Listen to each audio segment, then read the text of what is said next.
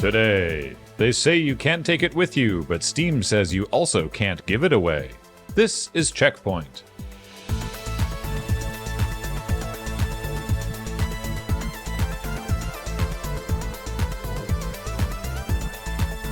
Welcome to CheckPoint. Back from a few weeks off there, but happy to see the games industry has been keeping things as calm as ever. Which is to say, utterly unhinged. Yeah, the Overton window of games industry normalcy got smashed to pieces in beautiful 4K ray tracing years ago. We've all been there. You went too hard on the Steam summer sale and you'll never be able to complete all the games you own before your inevitable demise at the firm hands of an enormous goth woman, or saving an orphanage from a plague of flaming clown spiders, or however you've elected to die in the fantasy future where we get to decide these things.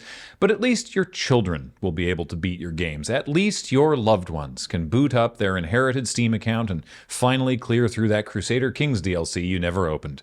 Except, no, they can't. Probably. Ars Technica writes that several Reset-era posters have compiled Valve's support responses that state Steam accounts are non-transferable and can't be gifted, even via a will. There's a chance that Valve could do that if you asked them nicely, but there's currently nothing in the terms of service that suggests it's likely or even possible. So, apart from being another bulwark against the game's preservation of the digital age, it's also just kind of a huge bummer.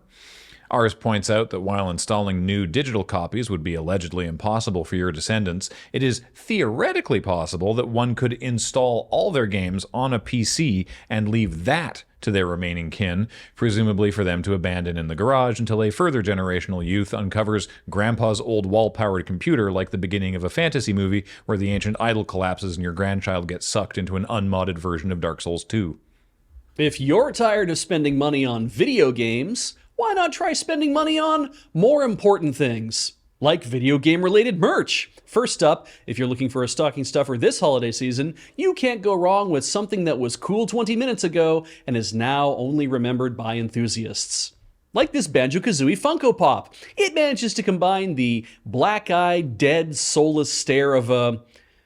well, let's be honest, if a Funko Pop, why mess with the pinnacle? With a fondly remembered IP whose most recent appearance is as a late addition to the beat-em-up fuck pile of Smash Bros. Ultimate. This probably costs 20 of someone's currency, and I'm sure it smells like environmental degradation. If that's your kink, maybe you like your plastic engineered to tighter tolerances. You're in luck. LEGO and Nintendo are collaborating on this giant shaker box called the 2-in-1 Deku Tree. It comes with 4 minifigs, most of which are Links, so that's erotic. Everyone keeps saying 12 cents per brick online, and there are over 2,500 bricks, but you do get a ton of pink frogs. Wait, those aren't frogs. Ah, hell, never mind. I thought I was spending $300 on delicious pink frogs. Finally, maybe you prefer your merchandise ephemeral. Good, because Riot is convinced you can sell someone a picture of clothing you can wear in a computer game. These so-called skins are surely a fad and will never take off in popularity. League of Legends is honoring Lee Sang-hyuk, aka Faker, a recent inductee into their Hall of Legends, with 3 collections of skins and banners and emotes and custom moves. You can spit on his legacy by only buying the Risen collection for the equivalent of $40, or you can pay homage by purchasing the Immortalized collection for $250. That's better.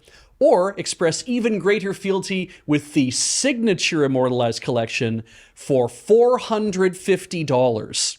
A wonderful way to celebrate an amazing player who doesn't even use skins. This is a tough one, so bear with me as I dial down our usual clowning a bit to discuss a mass school shooting.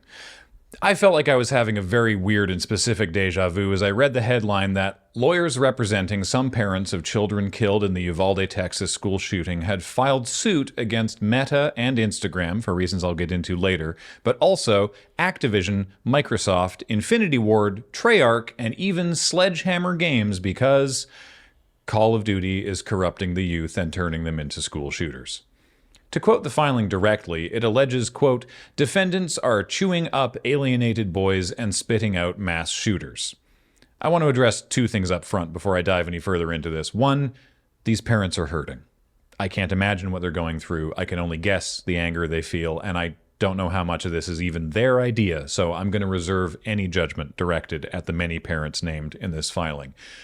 2, after decades of study, there continues to be zero proven link between playing violent video games and enacting violence in the real world. Apart from anything else, we're talking about Call of Duty here. It seems like we're always talking about Call of Duty because it's one of the best-selling games ever, every year, every release. From 2014 to 2022, the time we have numbers for, the franchise sold 425 million copies. And if playing Call of Duty turned people into murderers, there would be a lot more mass shootings than there already depressingly are.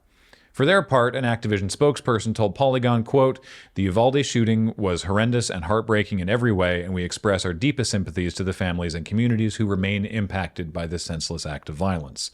But they add, academic and scientific research continues to show there is no causal link between video games and gun violence. And we already knew that. Infamous anti-violent gaming shit disturber Jack Thompson was disbarred way years ago in 2008, and we knew years before that his arguments were baseless. So why are we relitigating this again? Because that's not exactly what the suit is alleging. On some level, I suppose it can be boiled down to the classic video games cause violence, and that makes for an easier headline. But reading the actual suit, it's more to do with marketing gun ownership to teenagers, which is admittedly a new wrinkle. And whether or not you agree with it or think it will succeed, I think you should know what they're trying to do here. The suit talks a lot about Daniel Defense, a weapons manufacturer who are not named as a co-defendant, but whose weapon was used in the Robb Elementary shooting. A weapon almost identical to the one that Daniel Defense also licensed to Activision to put in Call of Duty, because Activision licenses real weapons for the games. In 2019, that gun appeared on the Modern Warfare title screen, something Daniel Defense bragged about when the game launched, and Facebook and Instagram allegedly algorithmically marketed guns from Daniel Defense to the shooter. According to the ESRB, teenagers shouldn't be playing these games. But they do. Everyone knows that they do. Which I assume is why the suit isn't going after the actual gun maker, because that would never succeed. No, by the suit's own admission, they're comparing it directly to the death of Joe Camel, the defunct mascot who marketed cigarettes to kids. The suit is going after Instagram and Call of Duty so they stop marketing guns and gun ownership to teenagers. Because the problem isn't the video games. Exciting news from Microsoft. Call of Duty Black Ops 6 is coming to Xbox Game Pass immediately upon release, meaning you'll be able to play this just about anywhere and only for the price of a subscription.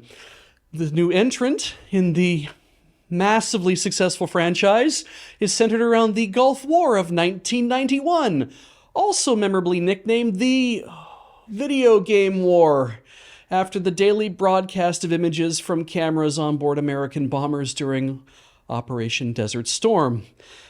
While no gameplay has been shown, the worldwide reveal is coming up on June 9th after the Xbox Game Showcase. So pop some corn, shine up your irons, and join millions of gamers to see what Activision has locked and loaded for you. What the hell, man? I thought I could do my story earlier in the week. And what have we learned? Never work before the deadline. That's correct.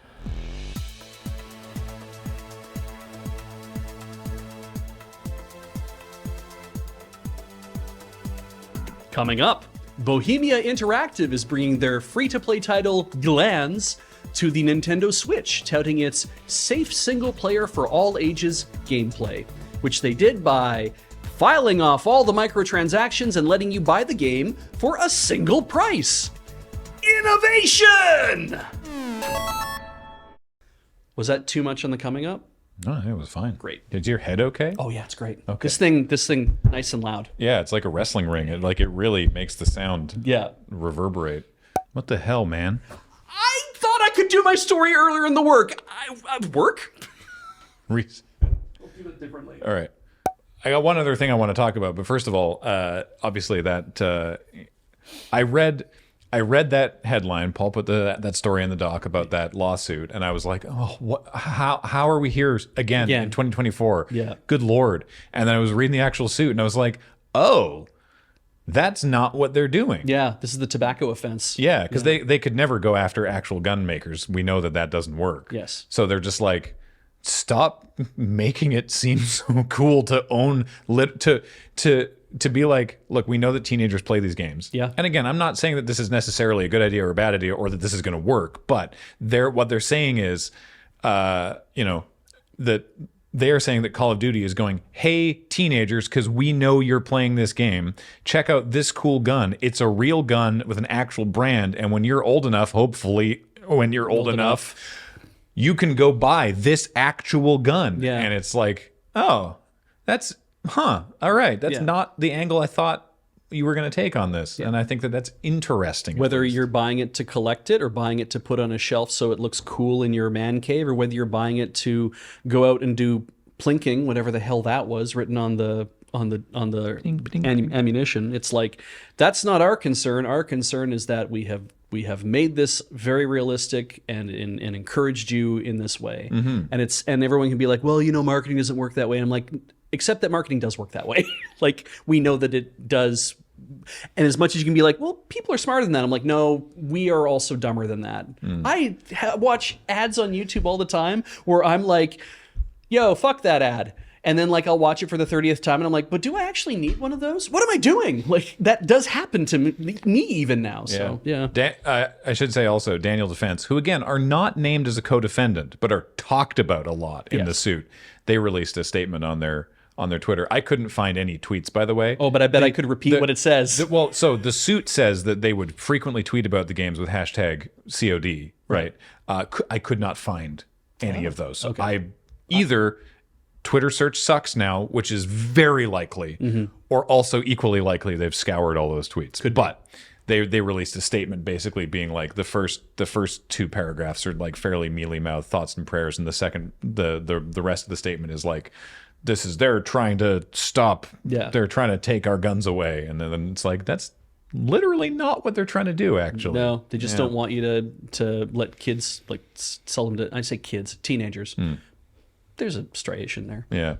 But let me tell you about the up and down week that Bungie has had. Oh, yeah. So I couldn't get to this story before writing deadline, but we had a story already that Bungie has had a victory over cheat manufacturers. This is a lawsuit. Yeah, amongst their legal ongoings with aim junkies, they have other stuff still in court with aim junkies, but it's been there since like 2020 or 2021. We had talked about it before, I believe. Yeah. And the court ruled in Bungie's favor, and they get not a huge amount of money. It's like there's the company and 4 individuals, and it's like $40,000 and then like $11,000 per individual for selling cheats to use in Destiny 2. It essentially comes back to, here's all the money you made off of this, which is about $65,000 total, and so we get to you're basically saying that's the penalty you have to pay, is what you made off of this. Now, a fun wrinkle for that is that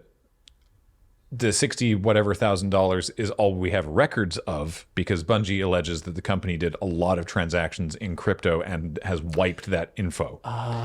It's probably a lot more, like in the hundreds of thousands. Interesting. But that's all that can be proven.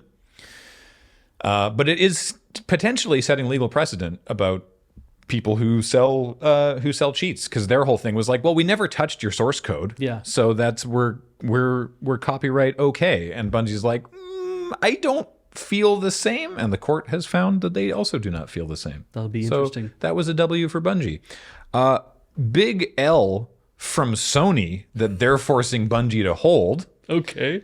Is that the final shape, the new expansion, sort of the end of the arc, the end of this storyline, for the storyline from the beginning of Destiny 1, the final chapter in this massive arc of the Battle of Light versus Darkness. That expansion is coming out in just a few weeks.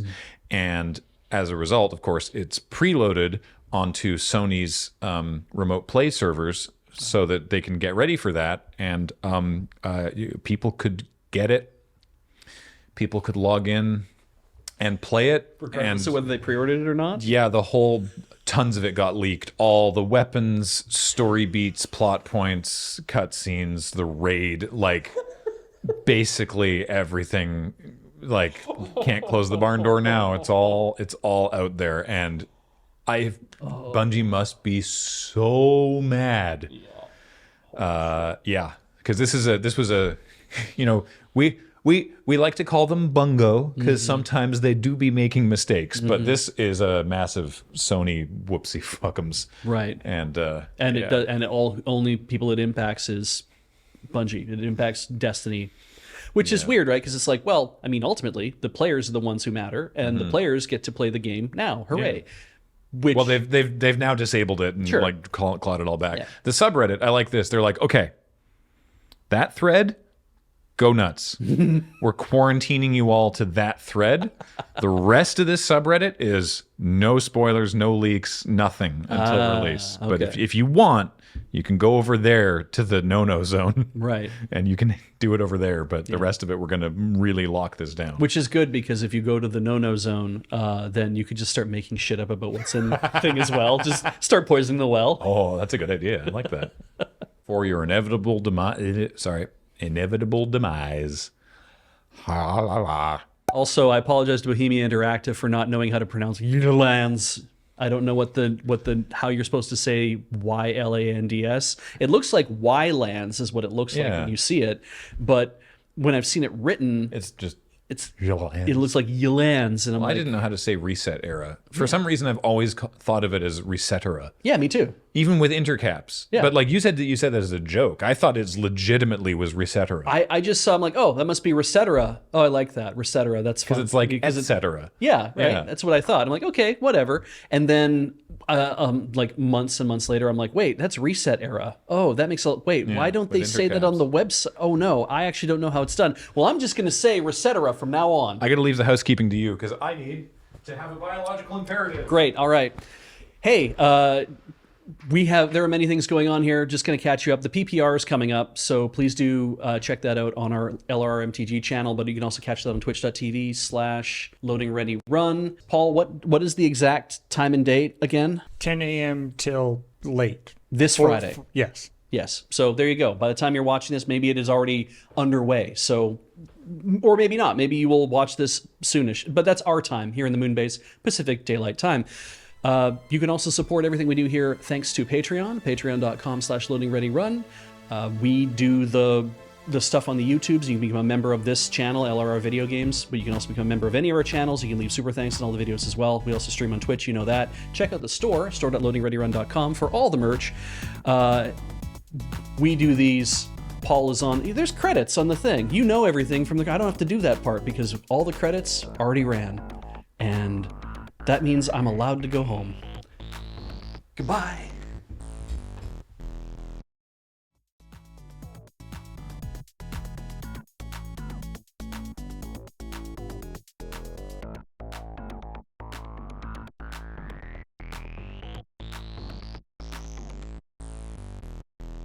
He didn't actually leave. He's just over by the side of the off camera.